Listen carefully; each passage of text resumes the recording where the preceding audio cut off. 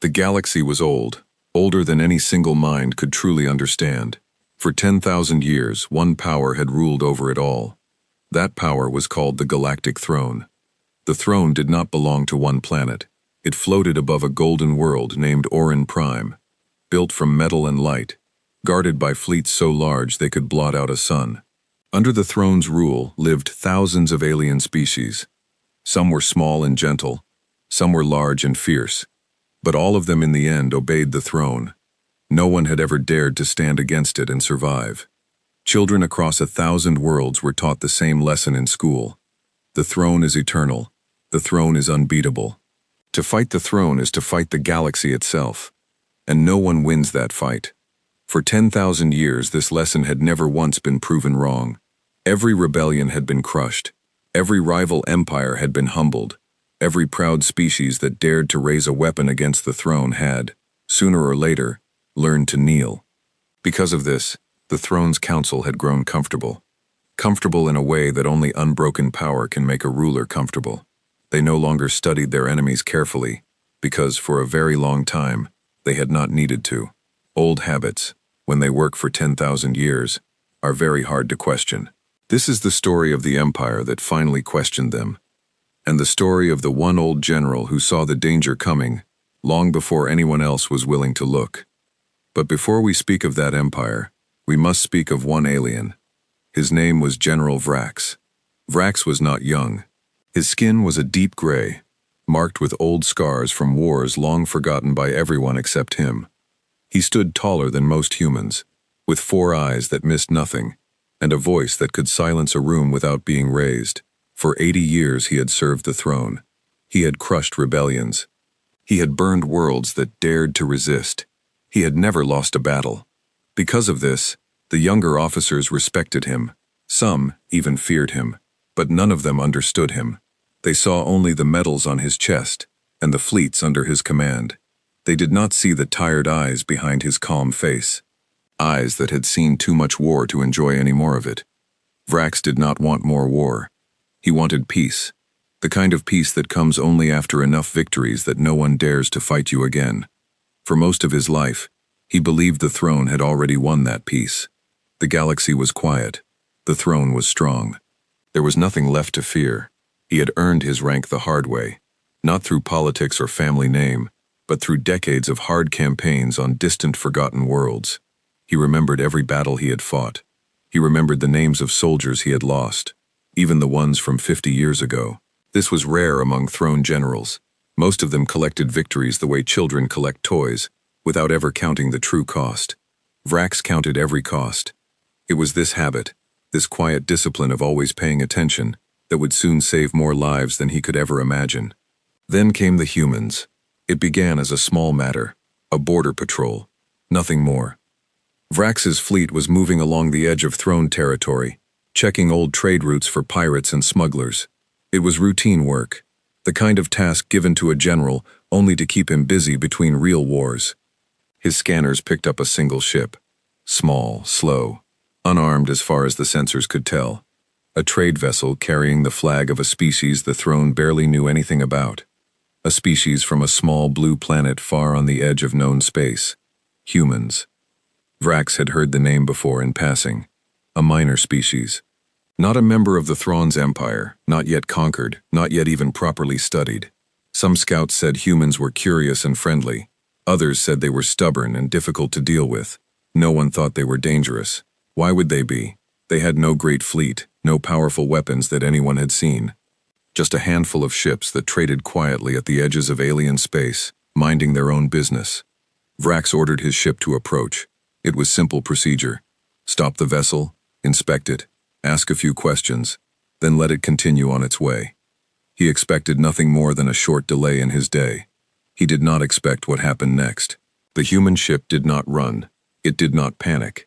It simply slowed down and opened a communication channel, calm as still water. A voice came through, translated by the Thrawn systems into Vrax's own language.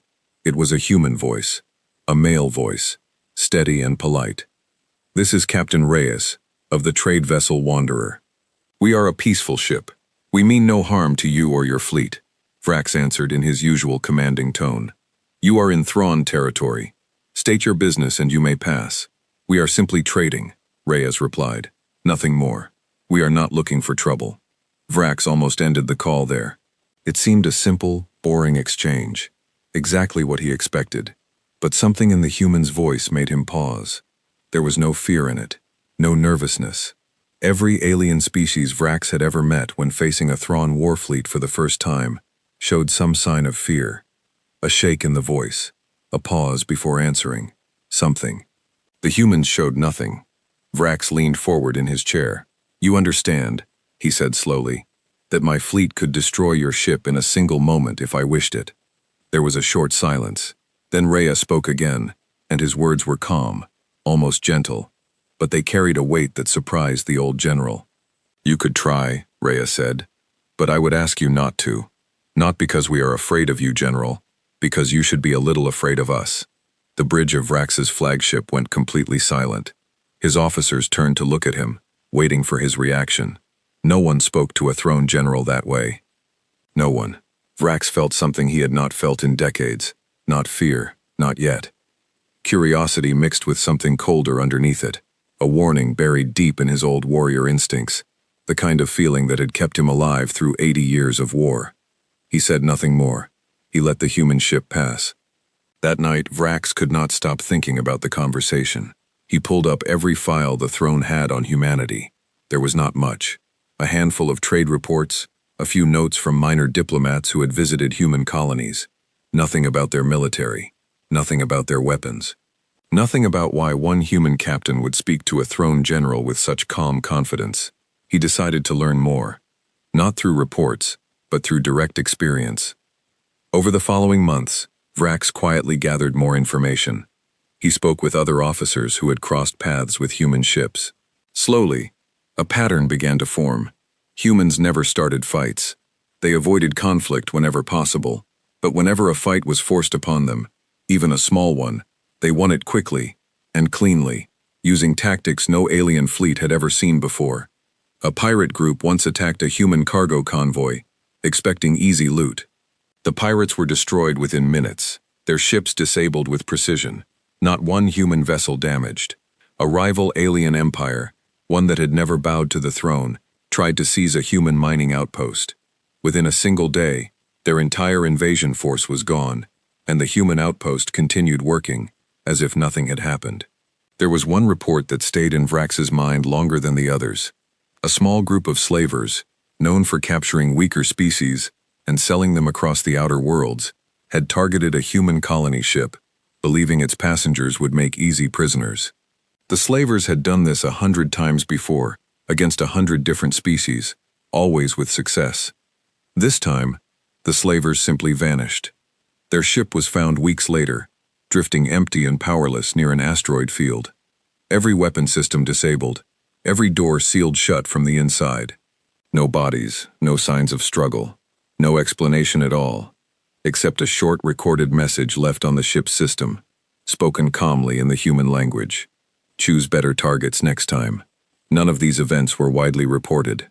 They were small, scattered across the edges of known space, easy to overlook if you were not looking closely. But Vrax was looking closely, and what he saw disturbed him deeply.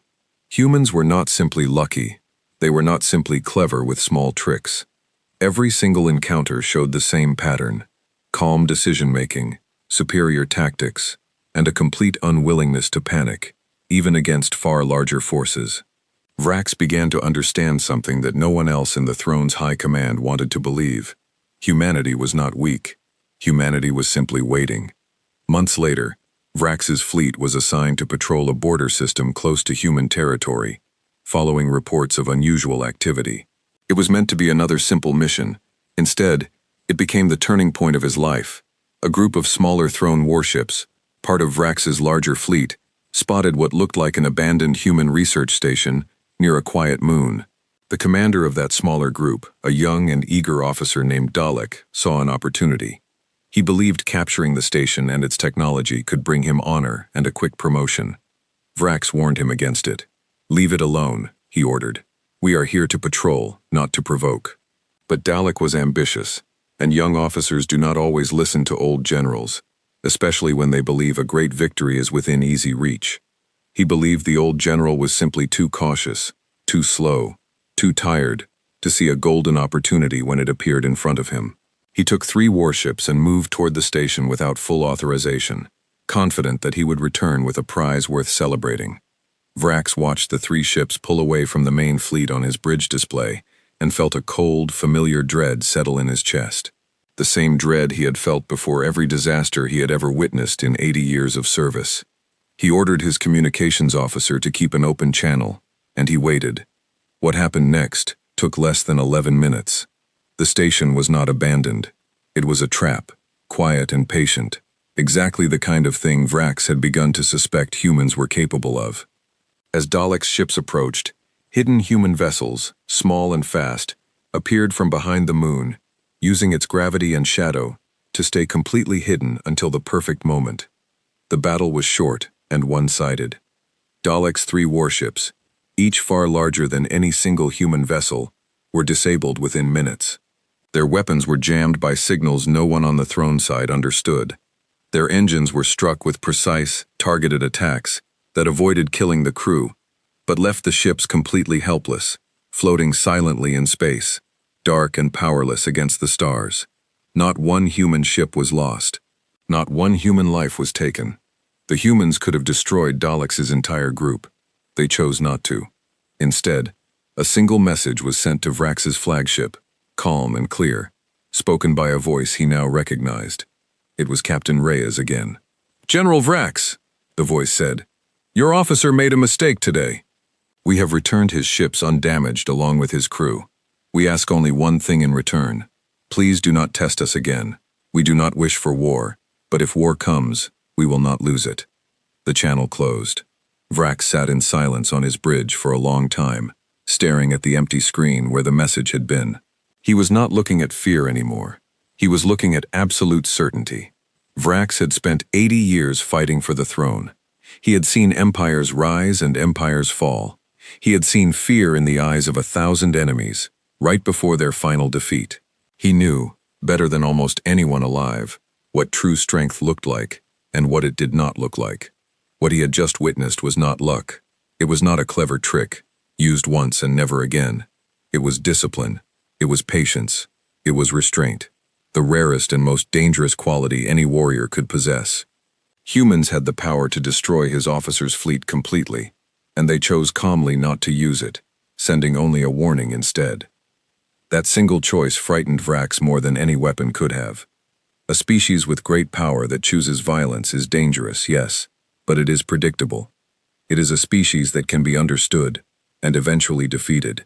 But a species with great power that chooses restraint, that chooses patience, that chooses to warn instead of destroy again and again until finally pushed too far, that is a species that will not lose when the true war finally comes.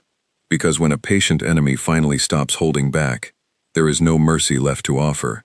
Vrax thought back over his long career, searching his memory for any enemy who had ever behaved this way before. He found none. Every rebellion he had crushed had been loud and angry, striking first out of fear or pride, giving the throne every excuse it needed to respond with overwhelming force. Every rival empire he had humbled had made the same mistake, attacking too early, boasting too loudly, revealing its full strength long before it was ready to use it wisely. Humans did none of these things. They did not boast. They did not strike first. They did not even seem angry when they won. They simply returned what they had taken, gave a calm warning, and went back to their quiet lives among the stars, as if nothing important had happened at all. To Vrax, this was the most unsettling detail of everything he had learned. An enemy who fights out of anger can be provoked into mistakes. An enemy who fights only when necessary and stops the moment the threat is gone cannot be provoked into anything at all. It simply waits. Vrax understood in that quiet moment on his silent bridge that the galaxy was standing at the edge of something it did not understand. The throne had ruled for 10,000 years by being the strongest power anyone had ever seen. It had never needed patience because it had never needed to hold back. Humanity was different.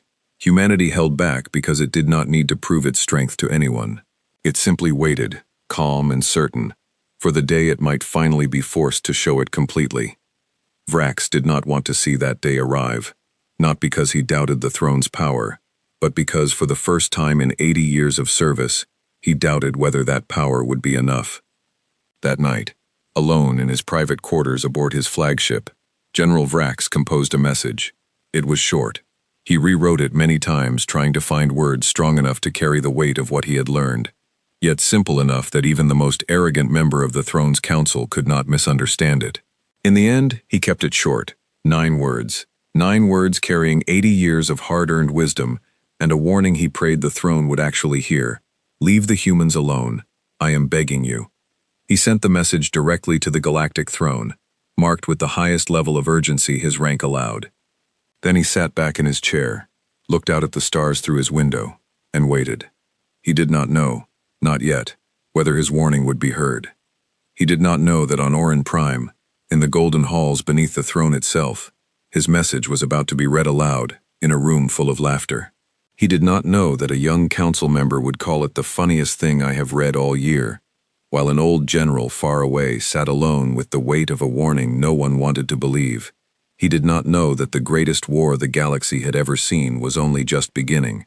For now, he simply sat in the dark, watching the stars, listening to the quiet hum of his ship's engines, and hoping, with everything left in his old warrior's heart, that somewhere in that golden palace, someone would actually listen. 9 words. That was all General Vrax had sent to the Galactic throne. Leave the humans alone. I am begging you. 9 words, carrying 80 years of hard-earned wisdom, and a warning that could have saved an empire if only someone had chosen to listen. No one did. The message arrived on Orin Prime late in the evening cycle, delivered to the Grand Council chamber, a room built entirely of gold and dark polished stone, tall enough to make even powerful generals feel small. This was the heart of the Galactic throne, where every major decision in the galaxy had been made for 10,000 years. Tall windows lined the chamber walls, showing an endless view of stars and passing ships, a constant reminder to everyone inside of just how much territory the throne controlled. Statues of past emperors stood along the edges of the room, each one carved larger than life, each one seeming to watch over the current council with silent, permanent judgment. It was a room designed in every detail to remind anyone who entered it that they stood at the very center of galactic power. At the center of the chamber sat Emperor Solveth, ruler of the throne, a tall alien with pale golden skin and eyes that had grown used to looking down on almost everything in the galaxy. Around him sat his 12 council members, each one representing a different region of throne space, each one just as comfortable in their power as the Emperor himself. The Emperor's personal aide, a nervous young alien named Threll, was the one given the task of reading Vrax's message aloud to the council. Threll had read thousands of messages before, mostly boring reports about trade numbers and minor border disputes. He had never read anything quite like this. He cleared his throat and read the message exactly as it was written. Leave the humans alone, I am begging you. For a moment, the chamber was completely silent. Then, one of the council members, a heavy-set alien named Boris, began to laugh. It started small, just a low chuckle, but it spread quickly around the room, jumping from council member to council member like fire through dry grass. Within moments, the entire chamber was filled with laughter, loud and careless, echoing off the golden walls. Emperor Solveth himself smiled, a thin, amused smile. General Vrax, he said slowly, tasting the words like a fine drink. One of our oldest and most decorated commanders is begging us to leave alone, a species we have never even heard of until 3 months ago. Perhaps the great general is finally getting old, Boris said, still chuckling. Perhaps 80 years of war has finally softened his nerve. Another council member, a sharp-featured female alien named Kessa, leaned forward with interest. What do we actually know about these humans, besides General Vrax's sudden fear of them? Thrall, still standing at the front of the chamber, quickly checked his notes. Very little, Counselor. A small species from a single planet called Earth. Not officially part of throne territory. They trade quietly along the border systems. No large military has ever been recorded. No advanced weapons technology has been reported by any of our scouts. So, Kessa said, sitting back in her chair, a small, harmless species with no army worth mentioning, And General Vrax wants us to be afraid of them?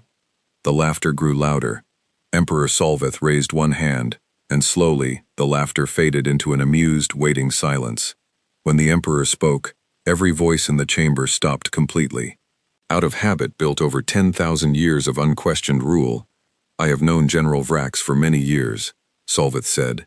He has never once shown weakness. He has never once asked us for anything in 80 years of loyal service. This message, foolish as it sounds, deserves at least a small amount of respect.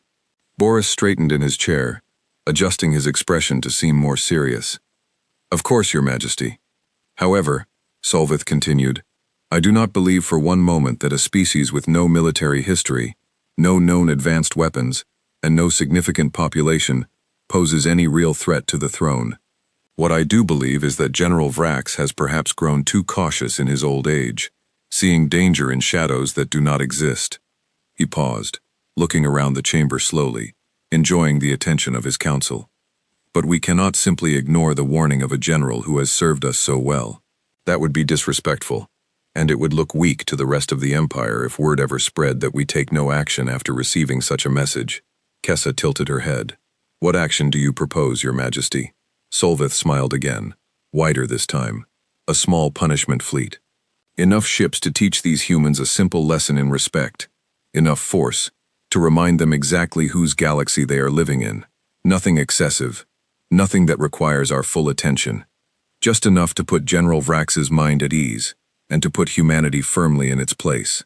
The council members nodded, murmuring agreement. It seemed to everyone in that golden chamber like a reasonable, moderate decision. A small show of force, nothing more. No one in the room, not even the Emperor himself, believed for a single moment that this decision would change the fate of the entire galaxy.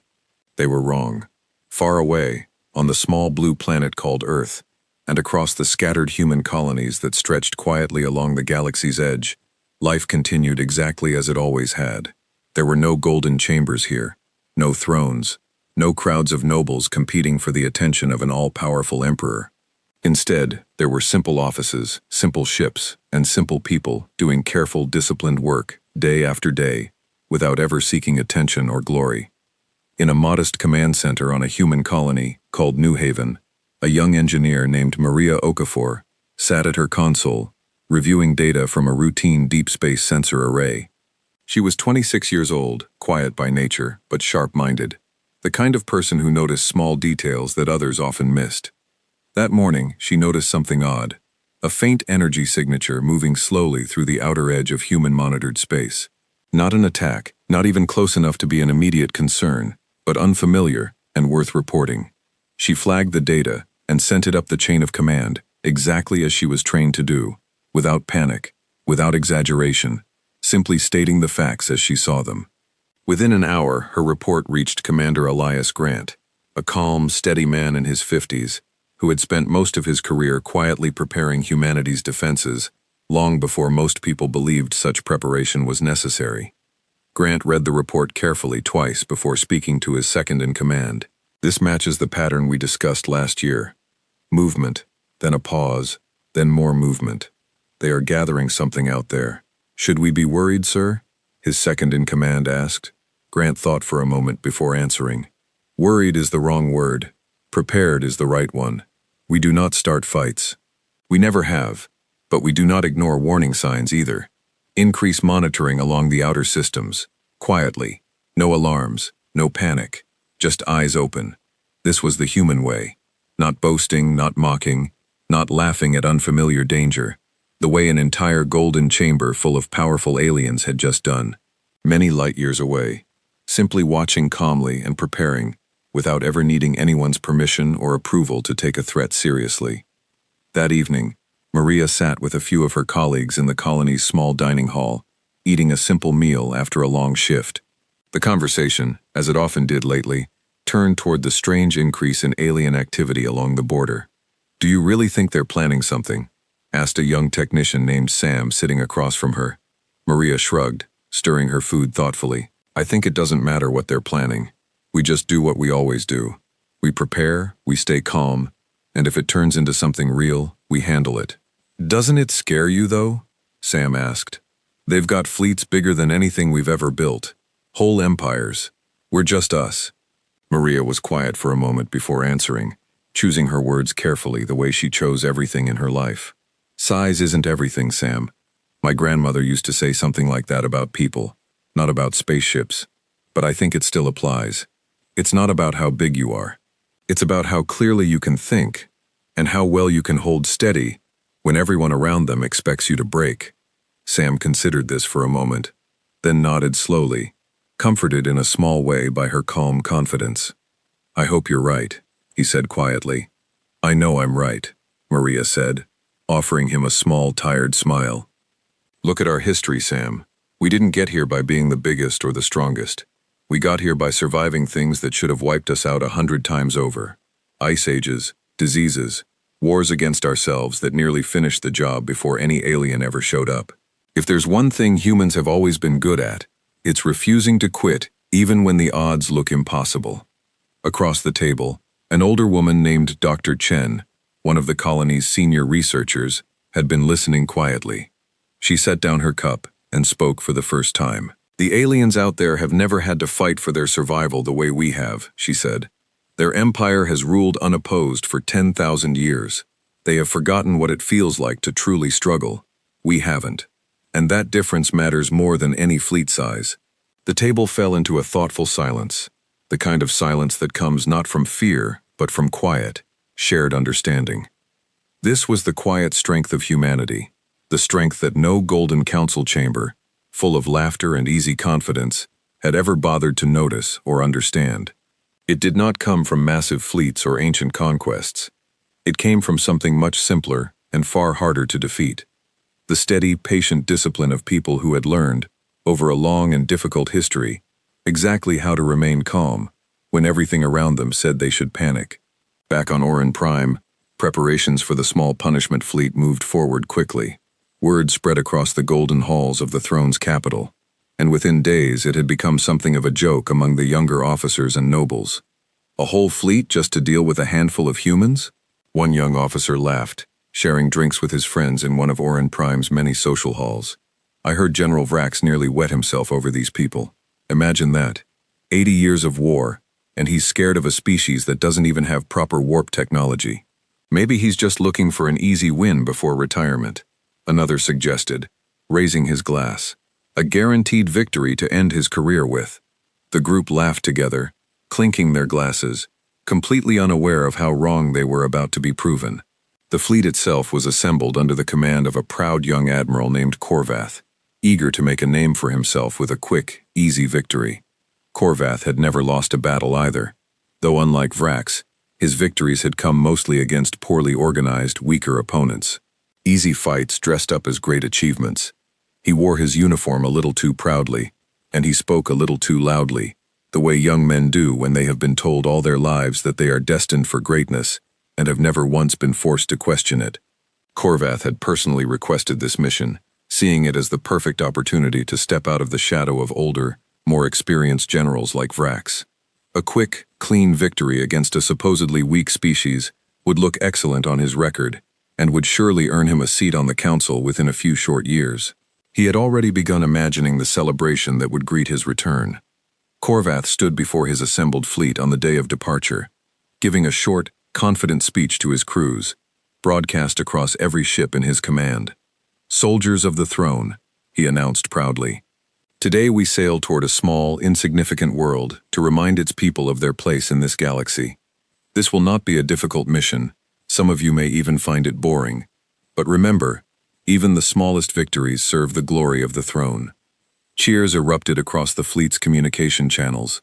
Soldiers laughed, joked, and boasted about how quickly the mission would be completed. Bets were placed on how many hours it would take before the humans surrendered completely.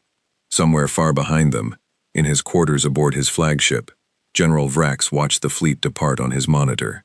His 4 eyes narrowed with quiet dread. He had tried to warn them.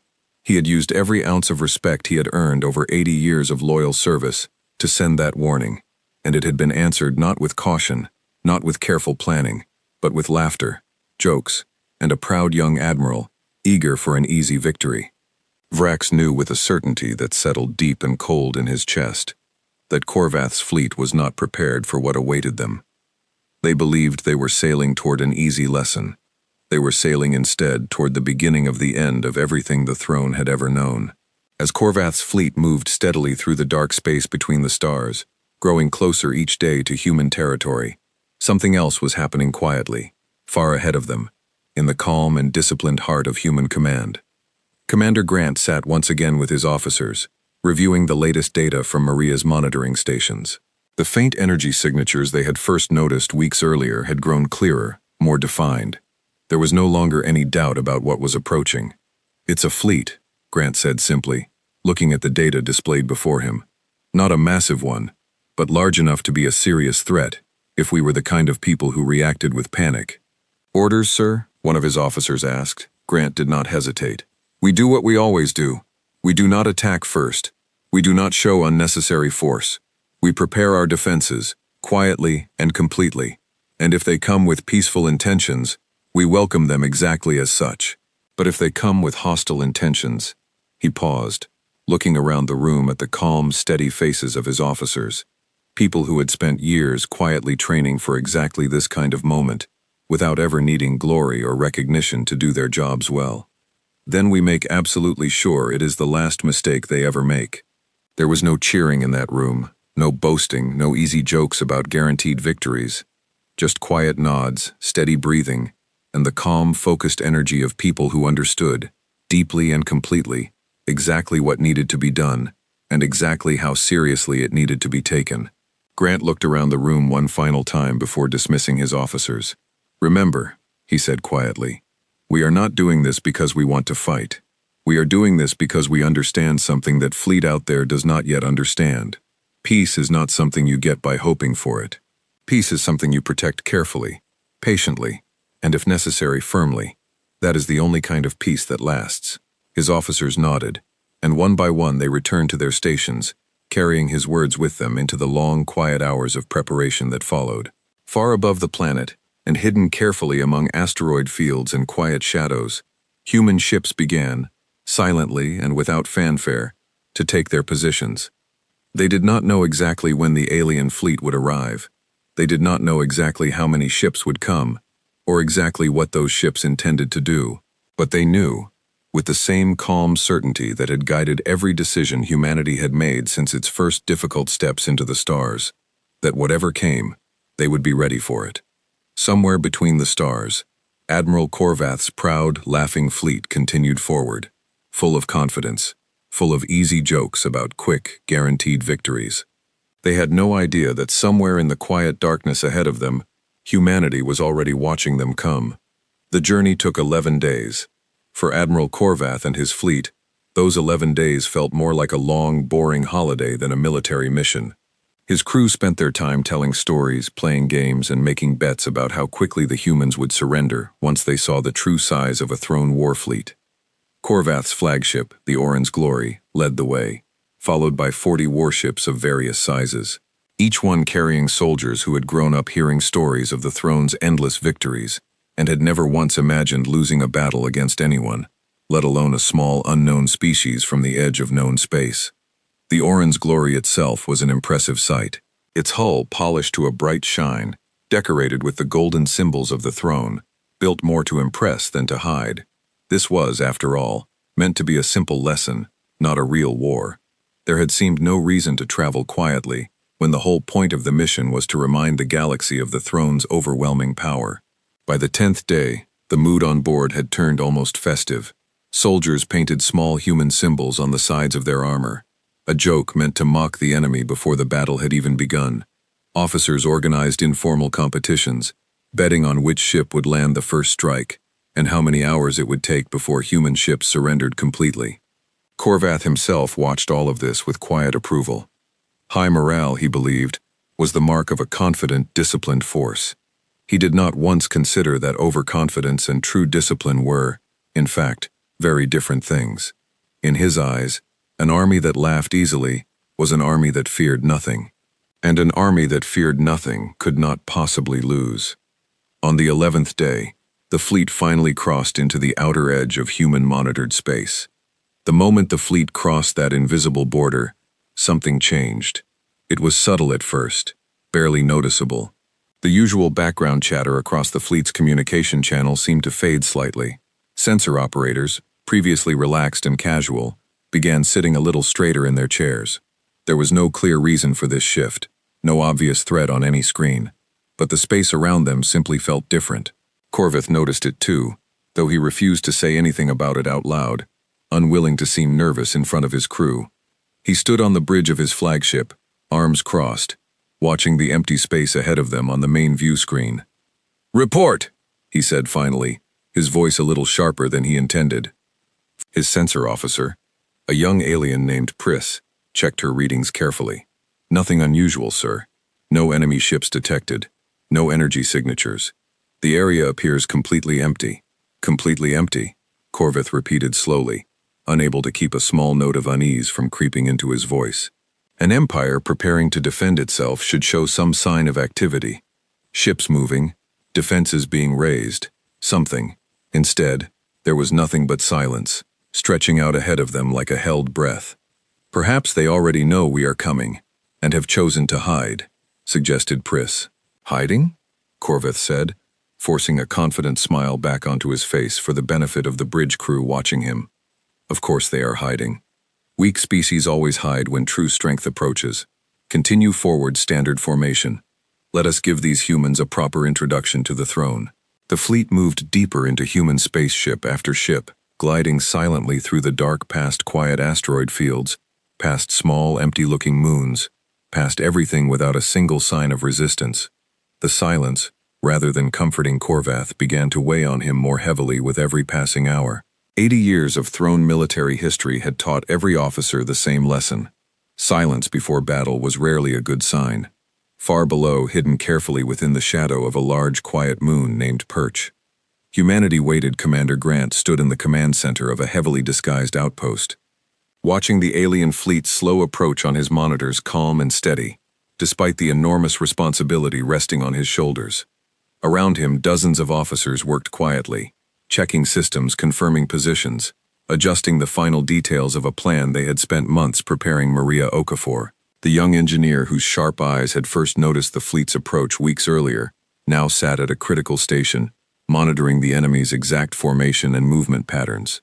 Her hands were steady on her console, though her heart beat a little faster than usual. "They're entering the final approach corridor," she reported quietly. "Formation is exactly as predicted, no deviation." Grant nodded, satisfied. "Good. Predictable is exactly what we hoped for." Humanity's plan was simple in its design, though it had taken enormous discipline and patience to prepare properly. Dozens of small, fast human ships, each one specially built for stealth and precision, had positioned themselves carefully across the region, hidden behind moons tucked within asteroid fields, powered down just enough to avoid detection by the approaching fleet sensors. These were not massive warships built to overpower an enemy through brute strength.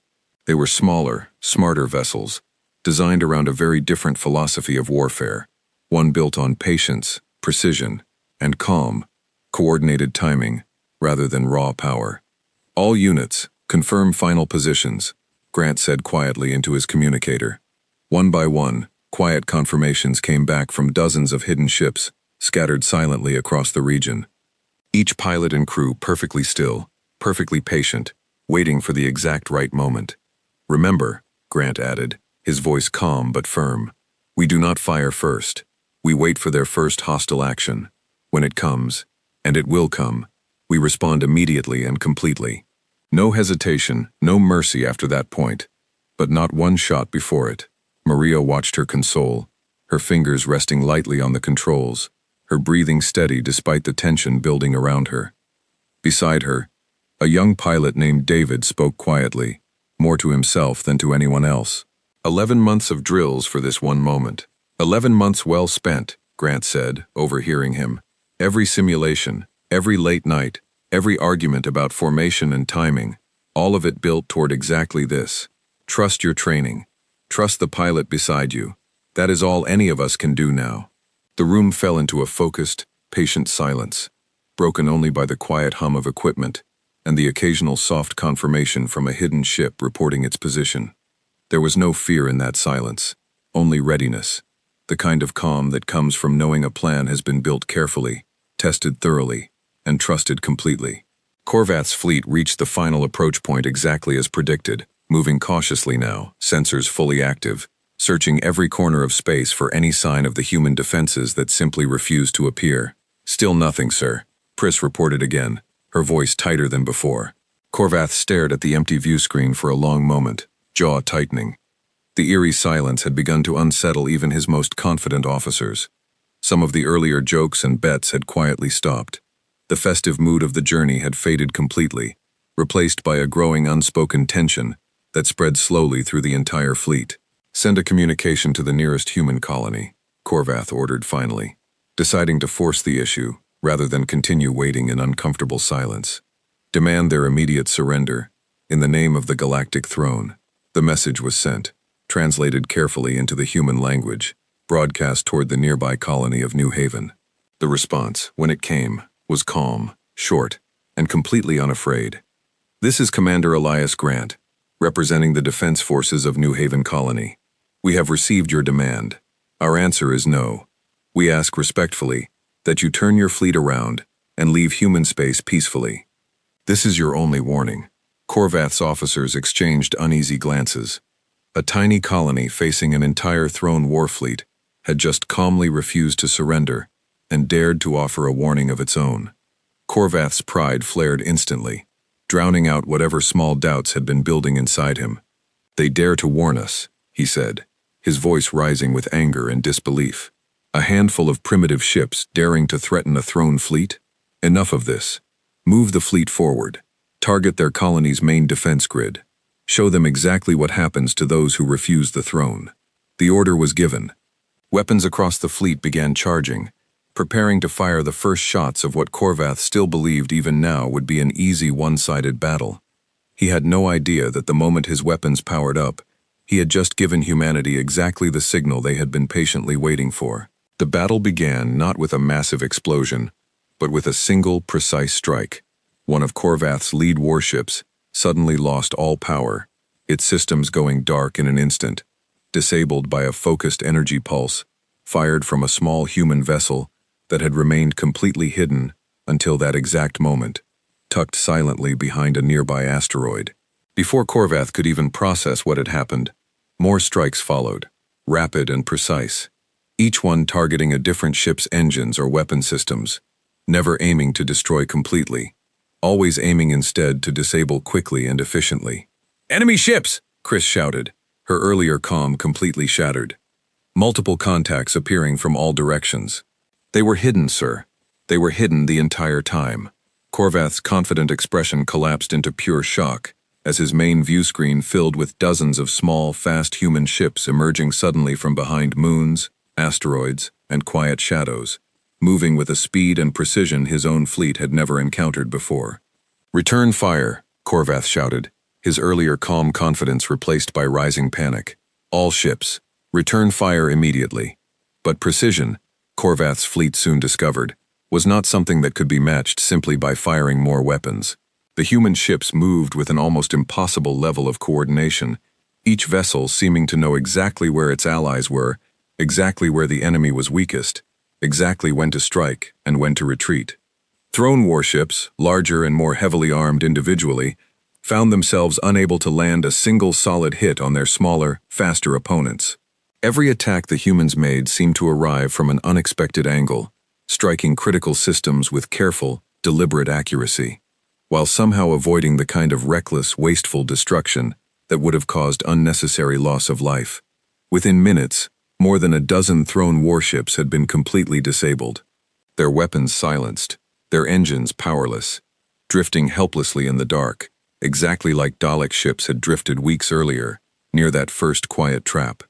Aboard his flagship, Korvath watched in growing horror as ship after ship reported critical damage, weapons failure, complete loss of power. His confident officers, who only hours earlier had been laughing and placing friendly bets, now shouted increasingly desperate reports across the bridge. "Engine 2 is down. We've lost weapons control on the starboard side. They're everywhere, sir. We can't get a clear shot." On the main view screen, Korvath watched one of his largest cruisers, the Iron Fang, spin slowly out of formation. Its engines dark, small human ships already moving past it toward their next target without a second glance, as though the massive vessel were nothing more than an obstacle to avoid rather than a threat to fear. It was, Korvath realized with growing horror, exactly that. A ship that had taken years to build and represented enormous cost and pride had been reduced in seconds to nothing more than drifting scrap, not even worth a second strike. Korvath gripped the edge of his command chair, his mind struggling to understand what was happening. This was not supposed to happen. This was supposed to be an easy lesson, a quick display of throne superiority against a weak, unprepared enemy. Instead, his proud fleet was being systematically dismantled, piece by piece, by an enemy that seemed to anticipate every move before it was even made. "Concentrate all remaining fire on their largest visible ship," Korvath ordered, desperately searching for any advantage he could find. But even this order proved useless. The human ships never remained in one place long enough to become an easy target. They struck quickly, retreated smoothly, and reappeared moments later from a completely different direction, moving with a calm, disciplined rhythm that felt less like chaotic battle and more like a carefully rehearsed performance. In truth, it was exactly that. Every human pilot in that battle had trained for years, not for glory, not for personal honor, but for exactly this moment, following a plan built on patience, precision, and complete trust in every other pilot around them. 20 minutes after the first shot was fired, the battle was effectively over. Of Korvath's original 40 warships, 31 had been completely disabled, drifting powerless in the dark. 6 more had been forced to retreat, badly damaged, barely able to maintain basic life support. Only 3 ships, including Korvath's own flagship, remained even partially operational, and even those were struggling with severe damage to their weapons and engines. Not a single human ship had been destroyed. Not a single human life had been lost. Across the battlefield, human pilots began carefully checking on the disabled enemy vessels, confirming that crews remained alive and their life support systems intact. This was not mercy shown out of weakness. It was mercy shown out of confidence. The quiet confidence of a force that had already proven everything it needed to prove and saw no reason to cause unnecessary suffering once victory was secured. Commander Grant's calm voice came through on an open channel, addressing the shattered remains of Korvath's once proud fleet. "Admiral Korvath," Grant said, his tone steady and completely without malice. "Your fleet is defeated. We do not wish to destroy what remains of it. Power down your remaining weapons, and we will allow your surviving ships to return home, along with your wounded. This is not a request. It is a mercy we are choosing to offer you exactly once." Korvath sat in silence for a long moment, staring at the wreckage of his fleet floating helplessly across his view screen, his pride shattered as completely as his ships. Slowly, with a defeated voice barely above a whisper, he gave the order. "Power down weapons," he said. "All remaining ships, stand down." Far away, aboard his own flagship patrolling a quiet border system, General Vrax received the full battle report hours later, reading through it in complete heavy silence. Every detail matched exactly what he had feared, exactly what he had tried desperately to warn the throne about. A supposedly weak primitive species had defeated an entire throne punishment fleet using discipline, patience, and precision far beyond anything the throne's military had ever encountered. And yet even now, knowing the terrible cost of ignoring his warning, Vrax felt no satisfaction, no sense of being proven right. Only a deep, tired dread settling once again into his old, scarred heart. He knew, with absolute certainty now, that this humiliating defeat would not go unanswered by the proud, arrogant council on Orin Prime. If anything, it would only provoke a stronger, angrier response, driven not by wisdom, but by wounded pride.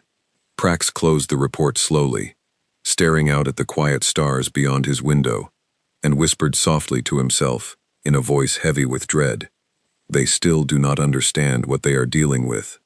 Far behind him on the golden world of Orin Prime, news of Korvath's defeat was about to reach the throne's council chamber, shattering in a single moment 10,000 years of unquestioned confidence. The galaxy, whether it was ready or not, was about to learn the true meaning of humanity's quiet, patient strength. News travels fast in a galaxy connected by instant communication. By the time Admiral Korvath's broken fleet limped back toward throne space, the The story of his defeat had already spread across 1,000 worlds. At first, no one believed it. A single human colony defeated an entire punishment fleet. This question was repeated in council chambers, military bases, and public gathering halls across the empire, always followed by disbelief and often by nervous laughter, the kind of laughter people use when they are trying to convince themselves that something frightening cannot possibly be true. In taverns and trading posts across a dozen alien worlds, the same story was told and retold, growing slightly different with each telling, as stories often do. Some versions claimed the humans possessed secret weapons, stolen from a forgotten ancient civilization. Others insisted the entire battle had been exaggerated, a simple misunderstanding blown far out of proportion by embarrassed throne officers looking for someone else to blame. But the proof was undeniable. 31 disabled warships, 6 more severely damaged, not a single human casualty. The numbers alone told a story that no amount of denial could erase. Slowly, carefully, the laughter that had once filled the Grand Council chamber on Orin Prime began to fade, replaced by something the throne had not felt in 10,000 years. Uncertainty. Emperor Solveth sat alone in his private chambers on the evening the full battle report arrived, reading through it again and again, as though repeated reading might somehow change the numbers written on the page. It did not. He thought back to that evening, weeks earlier, when he had laughed along with his council at General Vrax's warning. He remembered dismissing it easily, confidently, certain that 80 years of unbroken victory had simply made an old general too cautious. He remembered, too, the faces of his council members that evening. Boris chuckling loudly, Kessa smiling with easy confidence, the whole chamber united in careless, comfortable laughter. Not one of them, including himself, had paused even for a moment to ask a simple, obvious question. What if the old general, who had never once been wrong in 80 years, happened to be right this time as well? Now sitting alone with the true cost of that dismissal laid out clearly before him, Solveth felt something he had not felt since he was a young, inexperienced ruler, still learning the true weight of his position. Doubt. He called for General Vrax personally the next morning, requesting his presence at the capital as quickly as possible. This time there would be no laughing council chamber, no mocking comments, no easy dismissal. This time, Solveth intended to listen. Vrax arrived on Orin Prime 3 days later, stepping off his personal shuttle onto the golden landing platform with the same tired, steady expression he always carried, though those who knew him well could see something new in his eyes. Not satisfaction, not anger, only a heavy, patient sadness, the kind carried by someone who had tried desperately to prevent a disaster and had watched it happen anyway. He was escorted immediately to the Grand Council chamber, where Emperor Solveth waited alone, having dismissed the rest of the council for this particular meeting. General Vrax, Solveth said quietly as the old commander entered. Thank you for coming.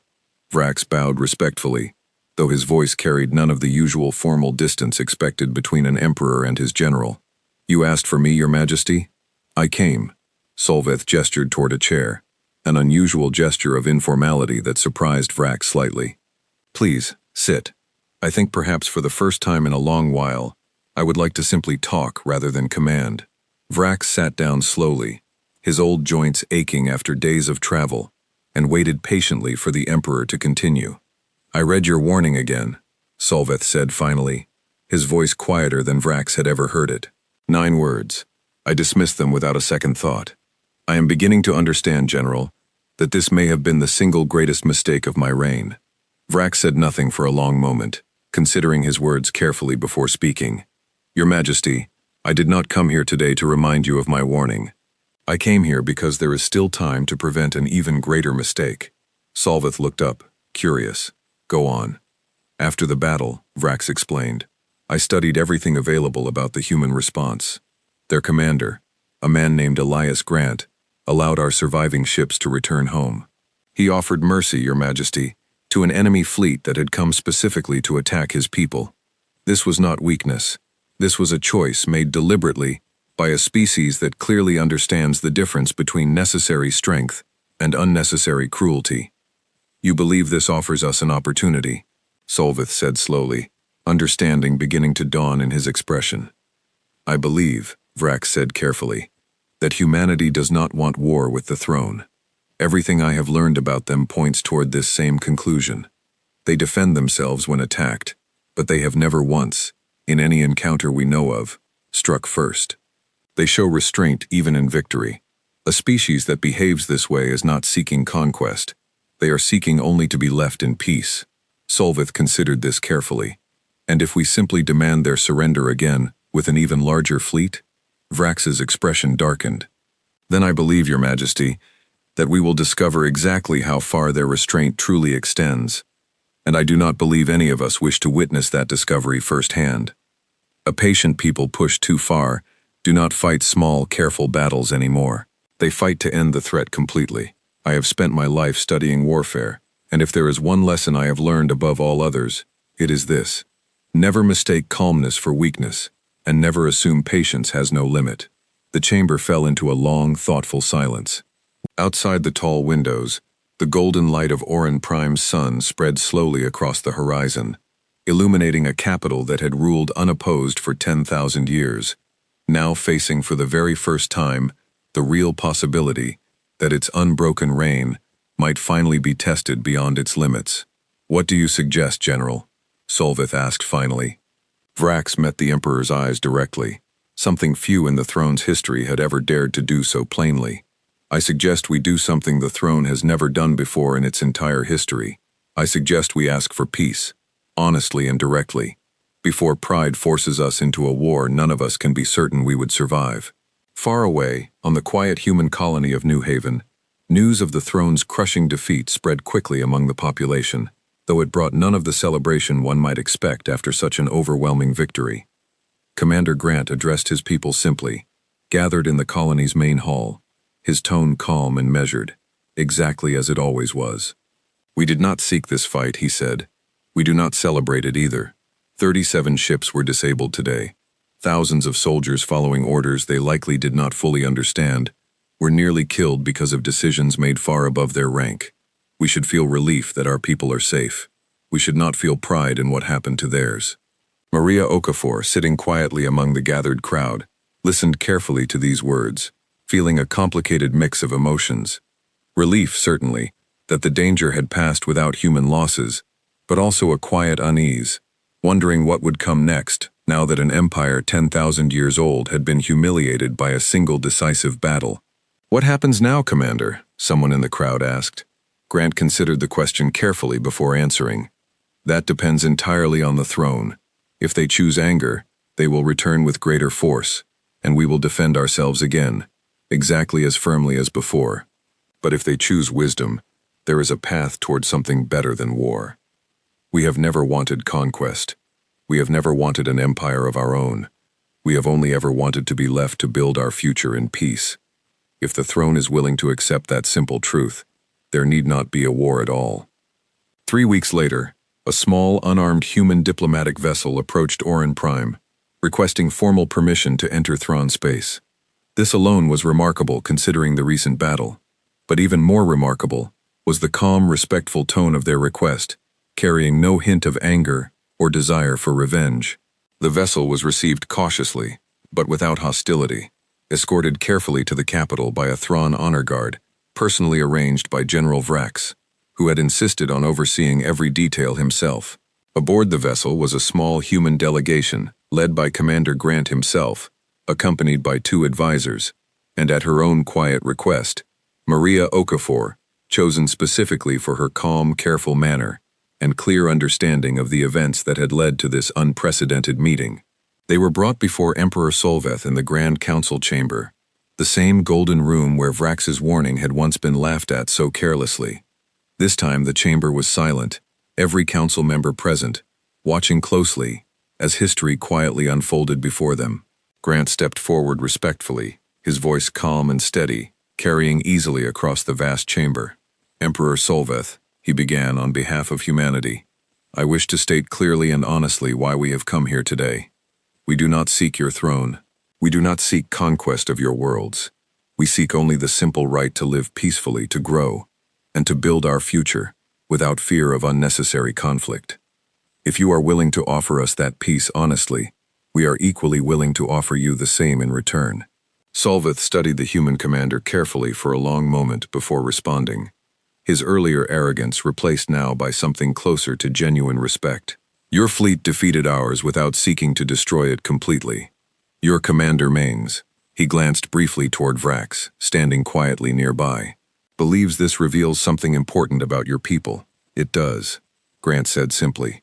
We fight only when necessary, and only as much as necessary. Nothing more. This is not weakness, Emperor Solvath. It is a promise we make to ourselves about the kind of people we choose to be, even in war. The negotiations that followed took several more days, careful and detailed, covering trade agreements, border boundaries, and mutual protections, designed to prevent future misunderstandings from escalating into unnecessary conflict. Throughout these discussions, General Vrax remained closely involved, offering careful, experienced guidance, drawn from decades of hard-earned wisdom. At times, the discussions grew tense. Some council members, still uncomfortable with the idea of treating a small, newly encountered species as true equals, argued for stricter terms, hoping to preserve at least some measure of the throne's traditional authority. Vrax spoke firmly against this thinking each time it arose. We are not negotiating from a position of strength, pretending to be generous, he reminded the council plainly during one particularly difficult session. We are negotiating from a position of honest respect, earned the hard way. Let us not insult that respect by pretending otherwise. His words, backed by the undeniable memory of Korvath's shattered fleet, carried enough weight to settle each disagreement in turn. At one point during a private conversation, Vrax approached Maria directly, curious about the young engineer, whose sharp observations had first detected his fleet's approach months earlier. You were the one who first noticed our fleet, he said, not as a question, but as a simple statement of fact. Maria nodded, slightly surprised that the general knew this detail. Yes, sir. It was mostly luck. I happened to be reviewing the right data at the right time. Vrax studied her carefully with his 4 eyes, an expression that might on his old scarred face have been the beginning of a smile. In my experience, young engineer, luck rarely favors those who are not already paying careful attention. Perhaps it was not luck at all. Perhaps it was simply discipline wearing a familiar disguise. Maria considered this thoughtfully, unsure how to respond to such an unusual compliment from someone who had, until recently, commanded fleets capable of destroying entire worlds. Thank you, General, she said finally, offering a small, genuine smile.